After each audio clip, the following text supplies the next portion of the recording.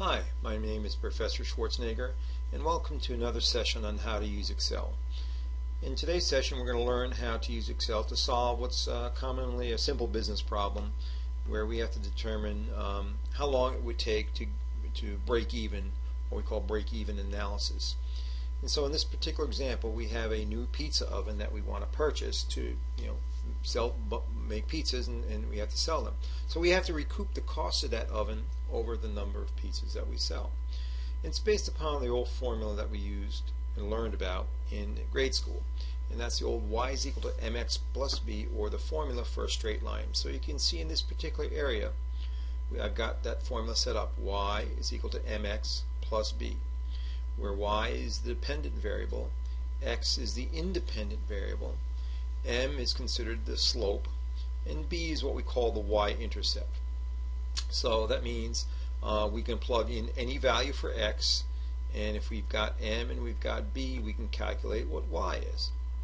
So in this case, this problem is based upon selling pizzas. And what's our total cost for the pizzas? So in fact, every time we sell a pizza, we have what we call a variable cost, and that's represented by this $5 per pizza. So this $5 takes into account the cost of the dough, the cost of the sauce, the cost of the cheese, even the cost of the person making the pizza in terms of their hourly wage. And you might calculate by saying, okay, it takes a person 5 minutes to make a pizza, I pay them X amount per hour, therefore that labor cost for that pizza is X times 5 divided by 60. So since there's 5 minutes and 60 minutes in an hour times my hourly wage, that gives me my cost for making one pizza. And then it might also include the cost of the heating the oven to actually bake the pizza. So whatever, you can build that into the variable cost. So that means every time we make a pizza, it costs us $5. Now, whether we sell one pizza or 1,000 pizzas, we still have to pay off that oven at $10,000. So this formula is based upon the fact that m in this case is the $5. So every time we make a pizza X, we have to multiply it by $5. And then to that we have to add the cost of the oven, because that's a fixed cost. So in fact, this formula lends itself very well to the problem. So our total cost every time for making pizza is going to be equal to the number of pizzas we make, X, times the cost per pizza, or variable cost, which is 5. And then to that we have to add the cost of the oven, which is $10,000. So over here I've set this problem up. So in this column we're going to have the number of pizzas we're selling. So you can see I've put in the first two numbers, and so I click, highlight that, and then I can go to my fill handle and drag those down, and I'm going to go to about 8,000 pizzas. So I can plug what I'm going to do, my formula, I'm going to plug this value over here into this formula over here. So the formula that we're going to set up is equal to, so all formulas begin to equal signs. So essentially we're going to say y, this is the y is equal to mx plus b. So where do we find our m? Well, m is the variable cost, so we're going to click on that. So we're going to click on the m. And now, because we're always going to go back to this particular formula, we're going to use absolute addressing, which we can do by pressing the F4 key one time. And we get $C, $11. So that means every time I run this formula, I'm going to go back to this very cell which contains the variable cost for my pizza. So that's time. So where am I going to find the number of pizzas that I sell? Well, I'm going to find that over here, so I just click on that. So in fact, it's going to be equal to $C, $11, which represents the variable cost, times the number of pizzas I sell. And I'm going to find that over in cell G5. Okay, so that's the basis, that's the start of this formula. But remember, I have to add my fixed cost, which is the cost of the pizza oven, which I find over here. And since I'm always going to go back to this particular cell for that cost of that pizza oven, again I use an absolute address, or in this case $C, $6. So that's the basis of my formula, and I'm press enter, and you can see the formula tells me that if I sell no pizzas, my costs are going to be $10,000, which is the cost of the pizza. And every time I sell a pizza, I have to add to that cost. So in fact, since I've done a good job with this formula, just to kind of show you, I'm going to make this big here so we can see that. That's the formula. It's equal to C11 times the number of pizzas I sell, which is over here, G5, plus my fixed cost, or the cost of the new oven, which is over in cell C6. But again, you can see I've used absolute addressing for the variable cost and the fixed cost, and that's great. So now all I have to do is fill this formula down, and you can see that when I sell 5,000 pizzas, well, it's going to cost me $35,000 totally. And again, that includes the cost of the oven. So you can do quick math. 5 times $5 is 5,000 times $5 is $25,000, plus my $10,000 for the oven. That's where I get that $35,000. So that's my formula. And so in fact, I can actually take this formula, or take the results of this formula, and create a graph. And we're going to create, once we highlight this information, we're going to go insert, and we're going to do a line graph, and we do that. Now, the way Excel works, you can see that's this orange guy over here. That's my total cost, and this blue line represents these values over here. In fact, I don't need that here. I just go there. And so in fact, I can do that. Now the question is, where do these numbers 1 through 17 come from? Well, Excel sometimes doesn't get it right, so we can actually go back and right click and select data. So just to show you what I'm doing, I'm going to my graph area, and I'm taking a look at that. I'm going to select data.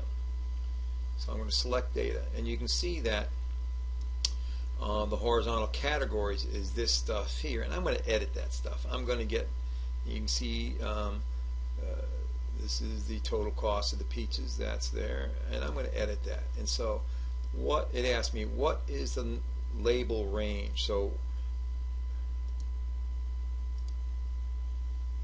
I'm going to select the range, and I'm actually going to select over here.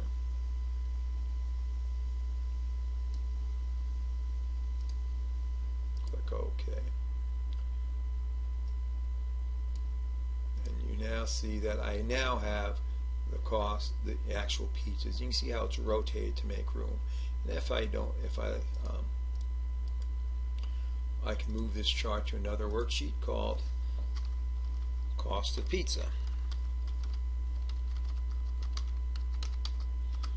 So there I have a chart which now shows me the cost of my pizza. And let me move this around here so we can actually see what's going on. So now you can see I've got my chart that says the total cost of my pizzas, and you can see if I sell 0 pizzas, my total cost is that $10,000 for that pizza oven. So in fact, the formula is working properly. So let's go back to our pizza data.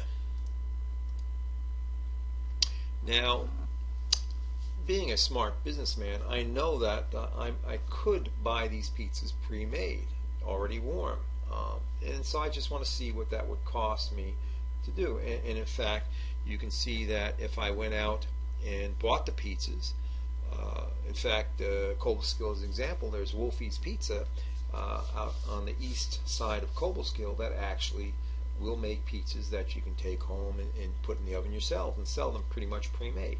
So the idea is I can either do them in-house or I can outsource them. So if I outsource the pizzas, they cost me $7 a piece. So I can do that same thing for total cost of outsourcing pizzas.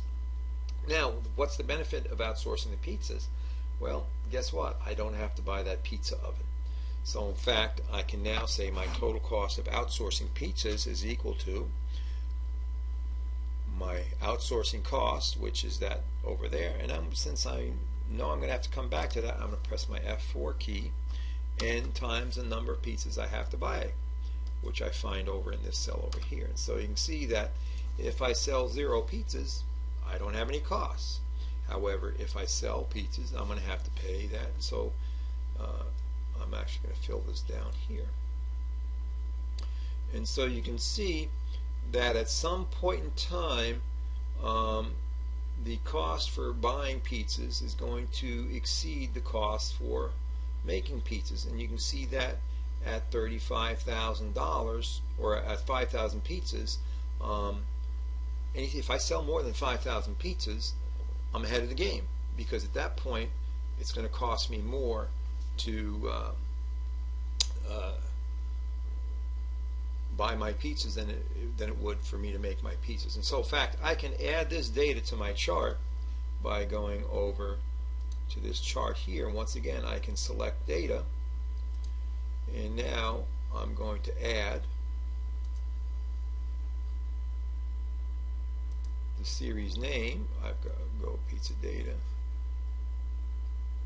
outsource, and the data is going to be this stuff down here. And again, you can now see that here, this is the cost of outsourcing my pizzas, and at 5,000 they actually meet and they're equal. So in fact, what we say in this particular instance, my break-even cost is 5,000 pizzas, or my break-even quantity, I'm sorry, is 5,000 pizzas. And so in fact, if I sell more than 5,000 pizzas, I'm ahead of the game if I buy the oven. So what you have to do as a business person is say, okay, how long will it take me to sell 5,000 pizzas? And because it's going to take you that many pizzas to recoup the cost of the oven, and there might be some other associated costs with that. So that's an example of taking an Excel problem, applying a formula, and this is a very basic y is equal to mx plus b formula for a straight line, and then employing both relative and absolute addressing, and then taking that information and plotting it in a chart that will do that. In fact, we can now spruce up this chart a little bit, and if we go to design, we can actually come over here to quick layouts and do something like this, and then we can actually put in a chart title, and we can say, okay, cost of pizzas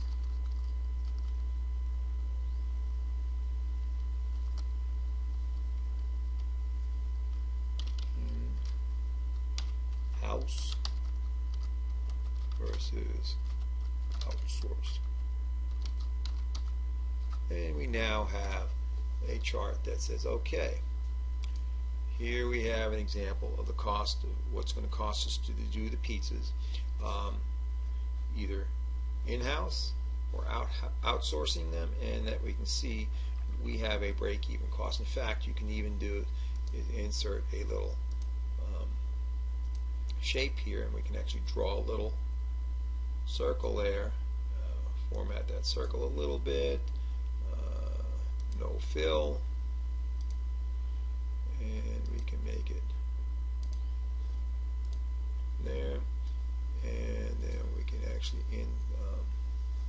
insert a text box and say